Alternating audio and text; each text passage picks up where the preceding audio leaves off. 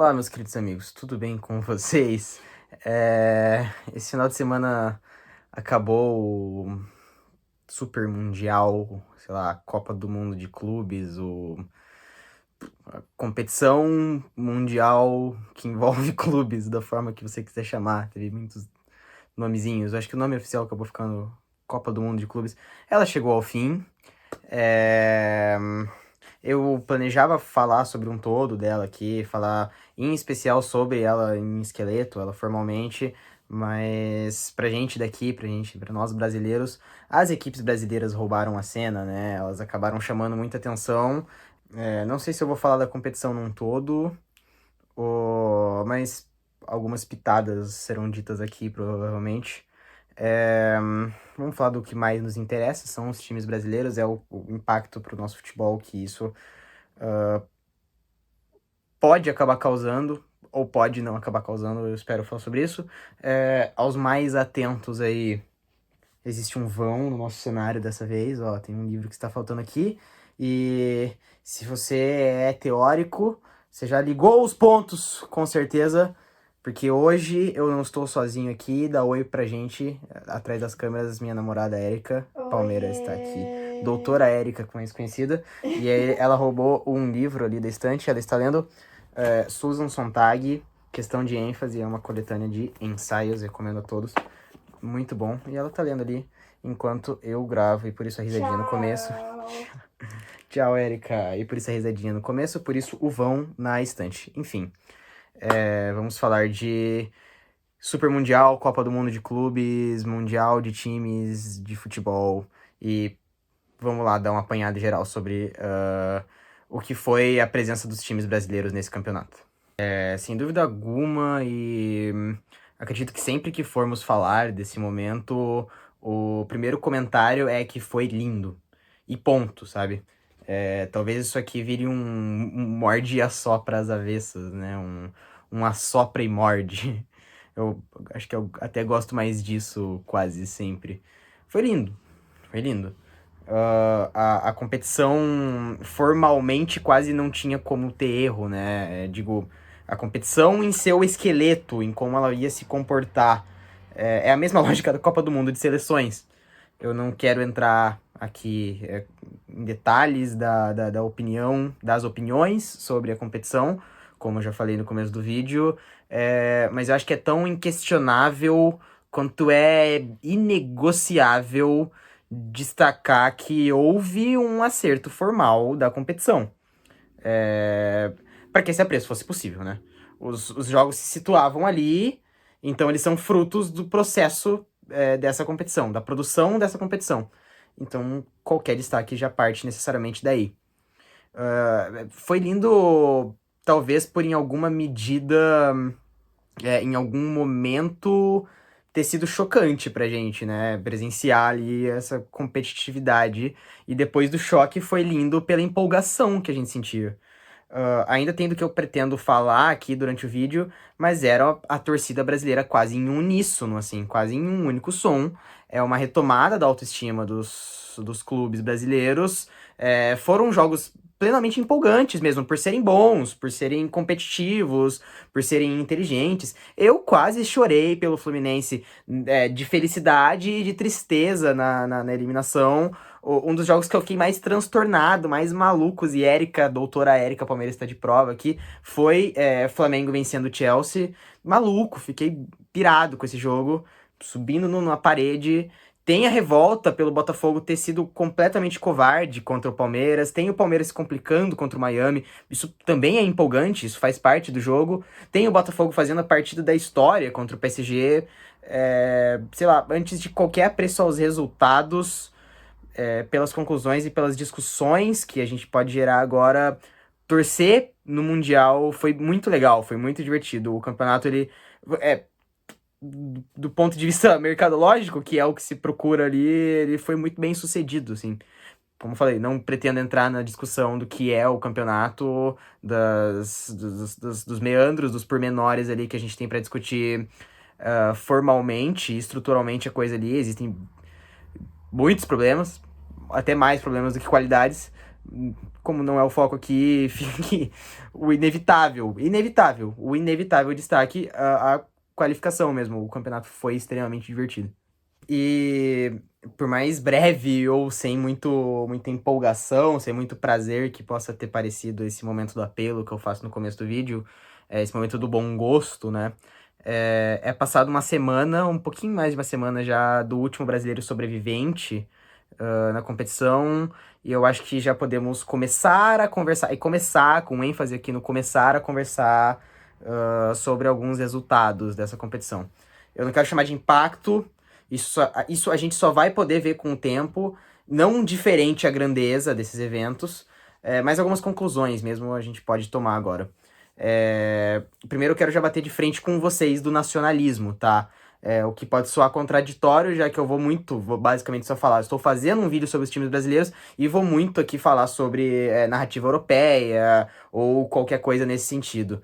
Mas, sinceramente, não serve de nada, de porra nenhuma, enraizar outro pensamento com algumas aproximações tão problemáticas quanto os aspectos nacionalistas, sabe? Eu acho que até dá pra estender a um regionalismo idiotizado, assim, sabe? Veja, nenhum problema com o apoio acrítico aos times sul-americanos, em especial contra as equipes europeias na competição, até porque dentro do capitalismo eu acho que é basicamente impossível a gente não ter algum nível de nacionalismo, uma necessidade, inclusive, por nacionalismo, inclusive no terceiro mundo. A gente precisa até por uma certa questão de proteção da nossa soberania, né?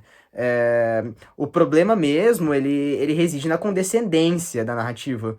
Você não responde à consolidação basicamente industrial do pensamento europeu agindo igual com outra roupagem. Você não pode ser um europeu dos trópicos, desculpa. O maior respeito que a gente dá ao nosso futebol é tratando ele com a criticidade que ele merece. Evidentemente, sempre carregando nesses comentários os contextos que o tornam, e eu pretendo ainda falar disso aqui no vídeo.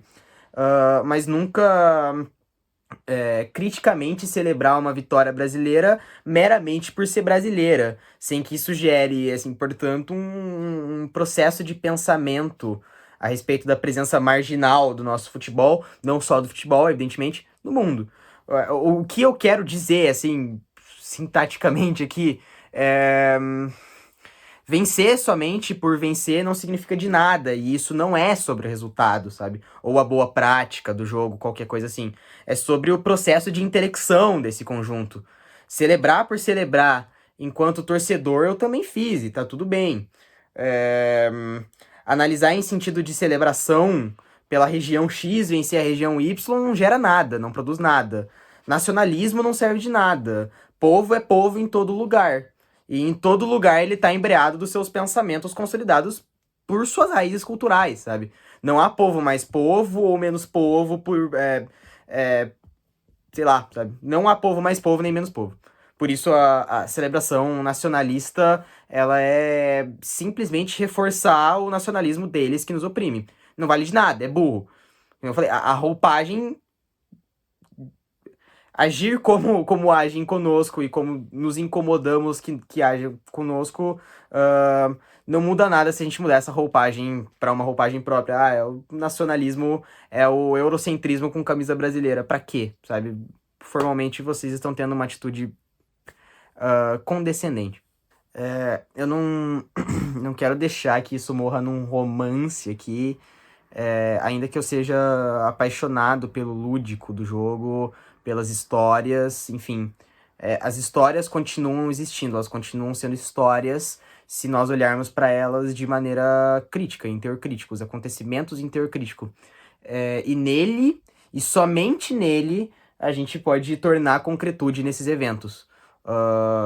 Pois muito se destacou em cada passo dos brasileiros, inclusive muito se diz isso para qualquer coisa hoje em dia, em alguns canais de lirismo patético, né? Que estávamos diante da história, e que não sei o que é histórico, e que este lateral pode ser o maior lateral de todos os tempos. Uou! Eu vejo até que o próprio debate já mais radicalizado do jogo, não esse da grande mídia, não esse mais dominante, ele ainda tem certa dificuldade em passar por cima do conceito de grandeza no jogo. Sinceramente, pessoalmente, eu proponho o fim absoluto desse conceito. Mas até antes desse ponto, do fim absoluto, no mínimo a gente teria que buscar uma relação mais saudável com o fator temporal que a grandeza pressupõe. Sei lá, esse jogo tá sendo a história. Ele pode até se argumentar que sim, mas nesse sentido, nesse rumo, nessa mesma seara, a gente pode dizer que esse vídeo é a história. Que o almoço que tu vai comer amanhã também é. Ou qualquer porra também é história. E eu posso entender o sentido proporcional da coisa. O futebol tem uma presença muito mais relevante, muito mais importante, muito maior que o seu almoço de amanhã. Mas se todos os eventos são históricos, somente porque eles estão presentes na história, então isso não tem peso algum. Então vejam bem, esperem, sabe? Esperem. A partida do Palmeiras contra o Porto, ela em primeiro momento parecia um marco histórico do nosso futebol, dos brasileiros no mundo. E logo em seguida se mostrou só mais um momento, só foi um acontecimento. Em determinada instância, até um acontecimento menor do que estaria para acontecer ali depois. Deixem o tempo determinar as grandezas, por favor, sabe? Deixem que o tempo exponha o tamanho do que fez o Fluminense. Destaquem hoje como eu fiquei empolgado em todos os momentos. Afinal, só falando agora para isso ser uma marca do futuro, para isso ser uma marca na história, isso é evidente. Mas pelo amor de Deus, deem devido rigor ao tempo. A ala mais imbecil da internet começou a discutir enquanto a banda tocava, enquanto o barco ia. Se tal time X era maior que tal time Y, só porque o tal time X se classificou pra fase tal e o outro time tal não. Ou o papo de que se Palmeiras e Botafogo era o maior jogo da história do futebol brasileiro.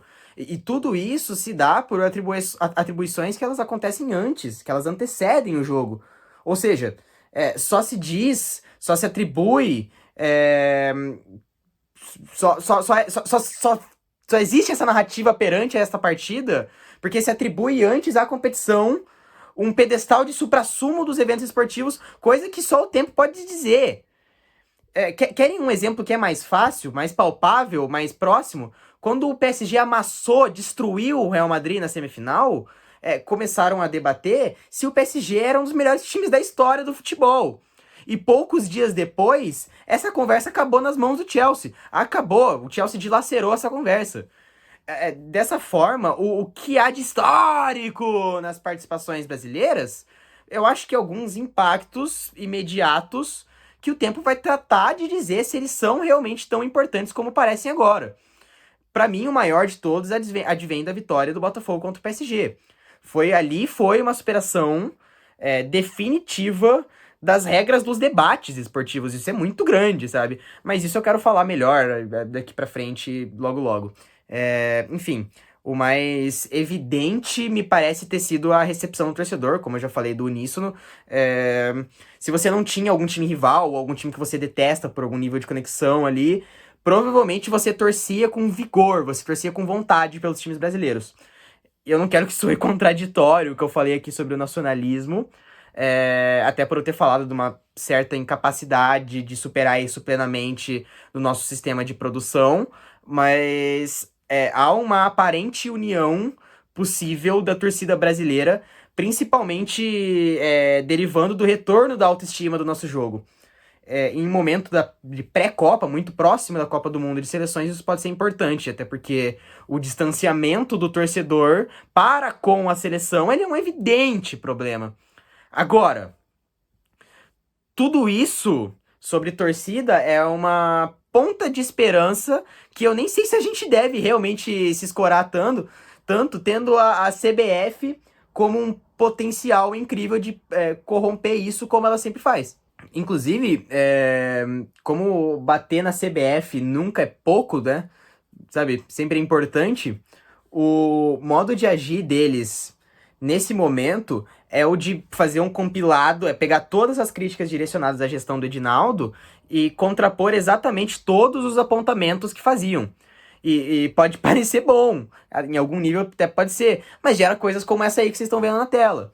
E é aí E é aí que tanto eu duvido que alguma coisa dessa união da torcida será aproveitada, quanto eu reforço o meu apontamento sobre o nacionalismo. Bando de cínico maldito, tá? Corja desgraçada de burguês mentiroso.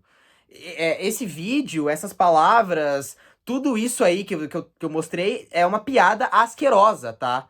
E você, comunicador, fazer a sua farra, a crítica ao grande momento histórico do nosso Brasil, é dançar essa musiquinha proposta exatamente aí, ok? É essa instituição, claro, junto de tantas outras coisas, outras instituições, outras estruturas, que impossibilita o nosso jogo de ser plenamente o que foi ali no Mundial. E quer gozar, tá? Quer ter a pontinha de relevância com isso. Quer aproveitar que há uma unificação popular com algum grau de espontaneidade e quer tirar sua pontinha. Bando de maldito, tá? Bando de maldito. E sabem por que é bom falar dessa maldição que é a CBF? Porque ficou mais que óbvio, finalmente, né? Já era, mas finalmente mais do que óbvio, que as questões contextuais influenciam no jogo. E ponto. Ah, então quer dizer que jogador cansado por excesso de partida rende menos? Quer dizer que jogador em gramado lixo rende menos? Quer dizer que a disparidade financeira entre clubes e nações é um fator determinante, preponderante para a qualidade dos campeonatos? O quê? Então as questões climáticas influenciam na partida? Como assim? Pô, vai tomar no cu, cara. Que papo óbvio do cacete, cara. Porra. Mas que merda, sabe? Essa merda precisa de 80 jogos no ano. Nas condições mais precárias que possam existir.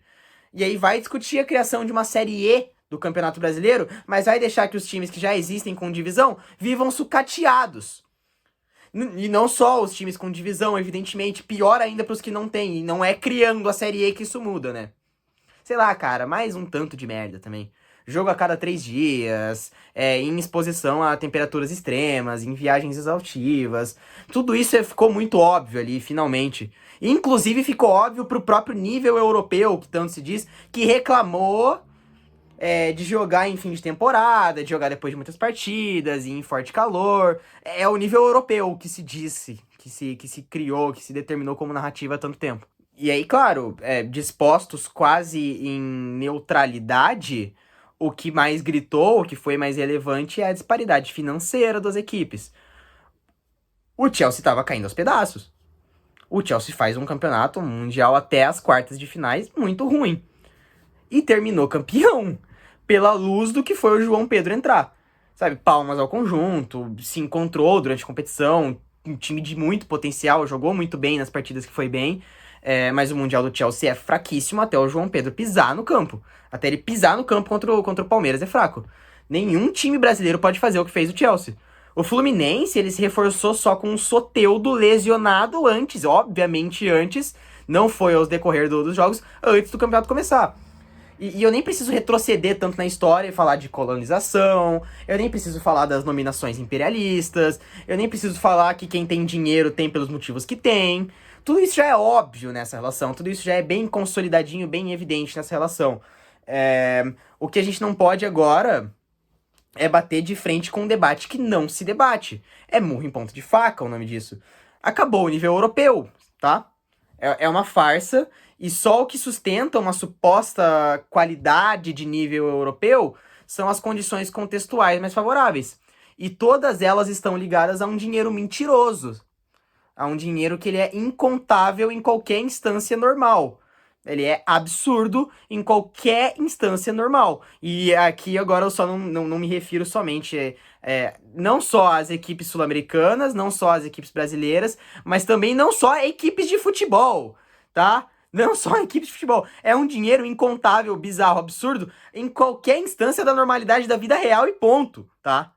A real é que se pudermos, e gostaria muito que fôssemos bons na produção desse debate, a grande lição que ficou desse Mundial é o fim dos debates nos termos europeus, tá? E eu falei anteriormente que eu ia puxar esse gancho, que eu ia dar esse destaque. Ele morre efetivamente pra mim na partida Botafogo contra o PSG. Quando o Botafogo vence o Paris, foi a pá de terra, ali acabou. Não pelo resultado, não, mas sim por não existir lógica quantificada como tanto se trabalhou por tanto tempo. Mas sim pelo jogo permitir que ele seja jogado, tá? O que existe são contextos e o campo. Não existe nível europeu, não existe lacuna, não existe distância a ser superada, tática, técnica, enfim. O que existe é uma injeção anormal de dinheiro e o jogo que se pratica dentro das quatro linhas. Você pode argumentar que o PSG ganharia outras 10 mil vezes desse Botafogo, mas a única verdade atestada que temos é que o Fogão fez uma partida perfeita contra o PSG e venceu. Essa é a verdade que temos pra contar. A grande coisa desse Mundial, e o que eu acredito que a gente deva reiterar o quanto mais pudermos, é que o debate não mais precisa ser pautado neles. Ele não precisa mais se pautar no nível europeu como se fosse uma existência ontológica, sabe? Como se necessariamente, intrinsecamente, eles fossem mais qualificados.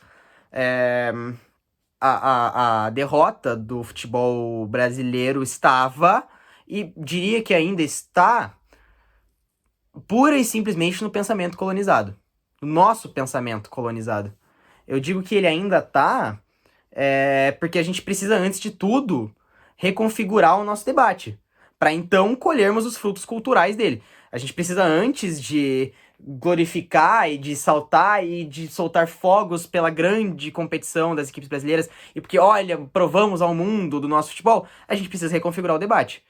Porque o debate ainda se pauta nos termos deles. O debate, formalmente, ele ainda tá controlado, ele ainda tá pautado nos termos que foram postos, que são postos e continuam sendo postos nas moralidades europeias. Sabe, o Arias, ele muito provavelmente, eu diria, ele acabou de sair do Fluminense pra bosta do Wolverhampton, tá? Com todo respeito que a palavra bosta não carrega, mas, enfim, pra bosta do Wolverhampton, desculpa. Pra receber menos que ele recebe no Fluminense, muito provavelmente. Em alguma instância, a grande coisa nem é propriamente o dinheiro que os jogadores recebem, mas como esse dinheiro trabalha pra formar o cenário deles como necessariamente mais atrativo. Então, o dinheiro, a injeção do dinheiro não é só nos jogadores, é também, mas é em toda a consolidação de um cenário, de uma narrativa. Tem que se denunciar sempre isso, tá? E acabou. Acabou. Esta é a denúncia a ser feita.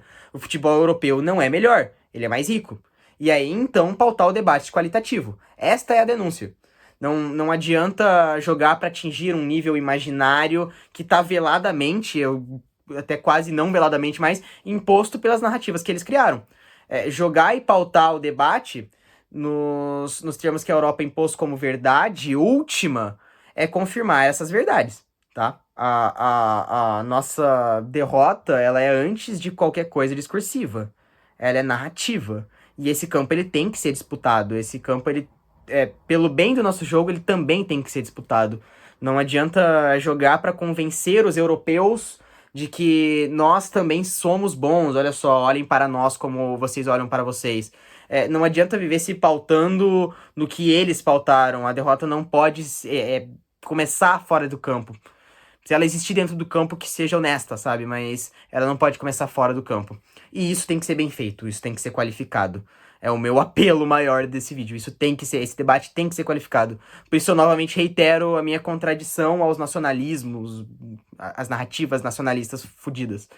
Não é uma questão de resultado, não é o Botafogo ter vencido o atual melhor time do mundo, que torna ele automaticamente o melhor. Se não zebras, elas não poderiam ser chamadas de zebras, mas sim de normalidade. Não caiamos em problemas discursivos, tá? O futebol que o mundo inteiro não compete, ele é uma mentira criada pelo dinheiro. E por muito dinheiro. Agora, o futebol que o mundo inteiro está a par, ele é de uma Europa que também luta para existir frente a esses super ricaços, como nós lutamos. Vejam, nós não temos mais a necessidade de convencer a merdinha do Borussia Dortmund de porra nenhuma. Esse debate acabou. Ele não existe mais. Já quanto ao Bayern, a nossa disparidade será, até o fim dela, a disparidade da luta de classes.